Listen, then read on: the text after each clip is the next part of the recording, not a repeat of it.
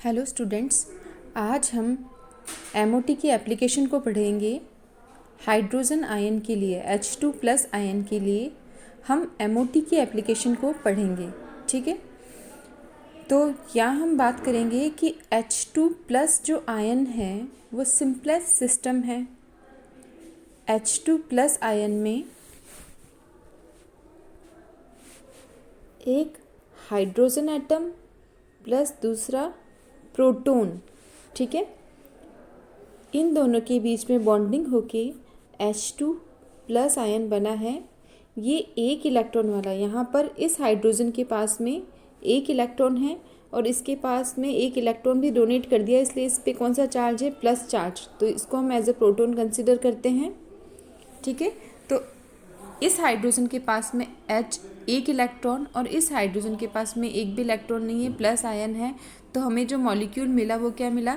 H2+ molecule, और H2+ molecule एक electron system है। ठीक है, तो ये केमिस्ट्री का सिंपलेस्ट सिस्टम है, सिंपलेस्ट मॉलिक्यूलर सिस्टम है H2+ आयन। ठीक है, तो इसके लिए हम एमओटी की एप्लीकेशन को आज पढ़ेंगे। ठीक है, अब हमको पता है कि हमें पढ़ना है H2+ मॉलिक्यूलर सिस्टम के लिए एमओटी। तो यदि हमें H2+ सिस्टम के बारे में पूरी जानकारी यदि हमें चाहिए तो हमें इस सिस्टम का क्या चाहिए? कंप्लीट साई चाहिए। ठीक है, इस सिस्टम की H2+ सिस्टम की सारी इन्फॉर्मेशन पता करने के लिए हमें क्या चाहिए? उपयुक्त एक साई चाहिए, उपयुक्त तरंग फलन चाहिए। यदि हमें उपयुक्त तरंग फलन हमें मिल गया तो हम इस सिस्टम के बारे में इन्फॉर्मेशन दे देंगे कि H2+ सिस्टम के अंदर bond energy, electron density, bond length क्या है। तो इस तरह की इन्फॉर्मेशन हमें मिल जाएगी अगर हमें सिस्टम का कंप्लीट साई पता चल गया तो अभी हमें क्या करना है? एमओटी की एप्लीकेशन जो हम पढ़ रहे हैं H2+ आयन के लिए, तो हमें सिस्टम के साई को पता लगाना है। ठीक है, इस पूरी एप्लीकेशन में हम इस सिस्टम के साई को पता लगाएंगे। हमारे पास में क्या है? एक हाइड्रोजन एटम और दूसरा क्या है हमारे पास में? Proton atom. ठीक है, इसको मैंने ए एटम माना है, इसको मैं मान रही हूँ बी एटम। ठीक है, इसके लिए साई ए, इसके लिए तरंग फलन जो है वो साई बी है। ठीक है, तो साई ए और साई बी सिस्टम के अंदर हैं, और हमें यदि सिस्टम का कंप्लीट साई चाहिए तो सिस्टम में प्रेजेंट जितने भी वेव फंक्शन हैं उन सब का हमें क्या करना पड़ेगा? रेखीय संयोग। ठीक है, रेखीय संयोग से हमें सिस्टम का कंप्लीट साई पता चल जाएगा। तो हमें पता है कि जो रेखीय संयोग है वो तरंग फलन को जोड़ने या घटाने से प्राप्त होता है।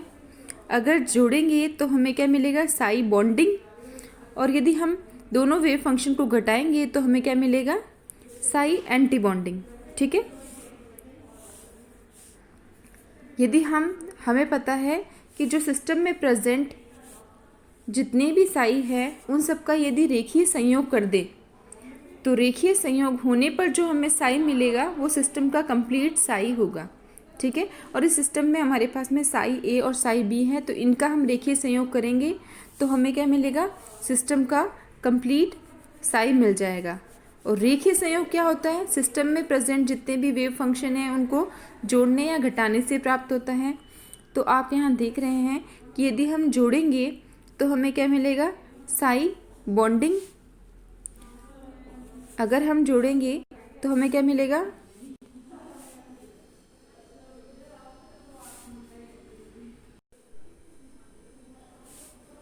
Sai bonding, Sai A plus psi B. यदि हम घटाएंगे वेव फंक्शन को तो हमें मिलेगा Sai A minus psi B. ठीक है, सिस्टम का कंप्लीट जो वेव फंक्शन तरंग फलन है वो सिस्टम में प्रेजेंट जितने भी साई है उनको जोड़ने या घटाने से प्राप्त होता है। अगर हम सिस्टम में उपस्थित साई को अगर जोड़ेंगे तो हमें क्या मिलेगा? जोड़ने से साई बॉन्डिंग, घटाने से हमको मिलेगा साई एंटी बॉन्डिंग। इन तरंग फलनों को हम एक स्थिरांक n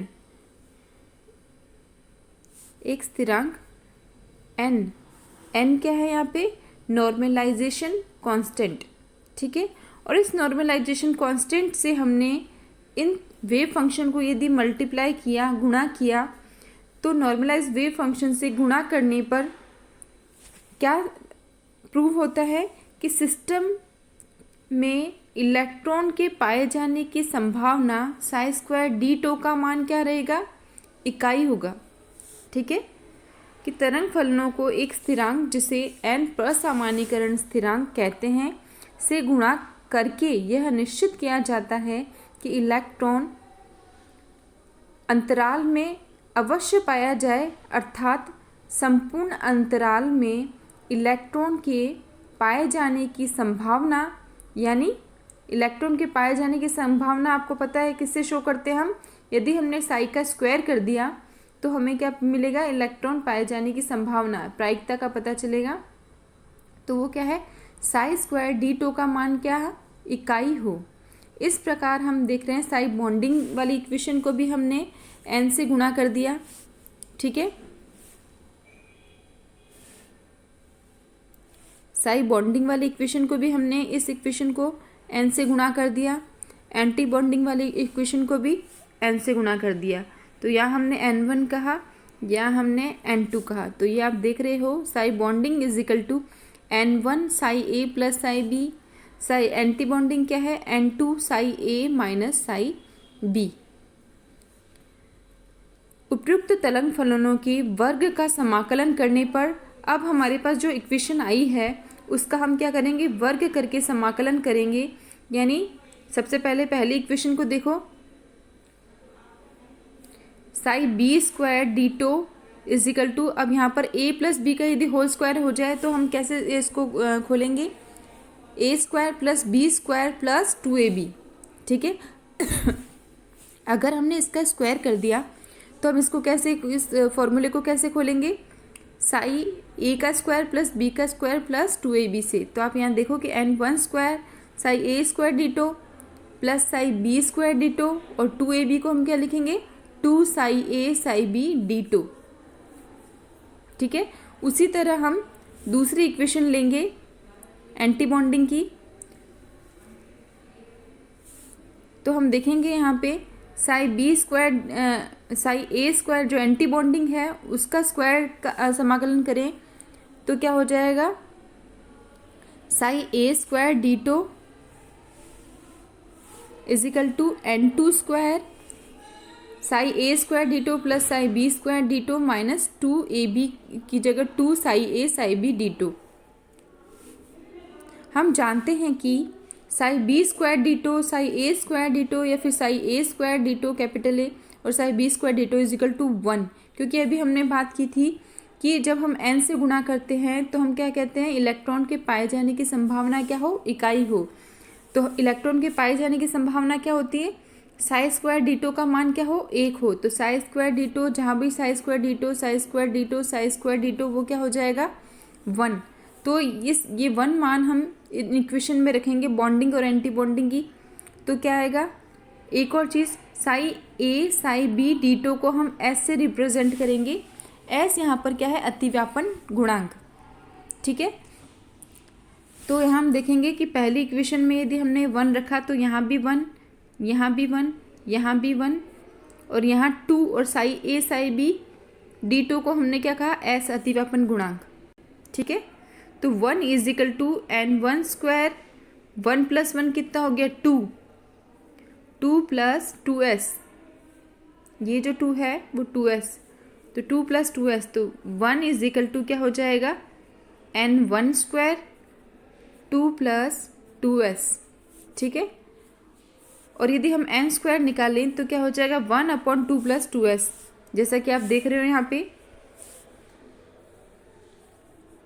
n1 square is equal to 1/2 plus 2s और n2 स्क्वायर क्या हो जाएगा, 1/2 माइनस 2s।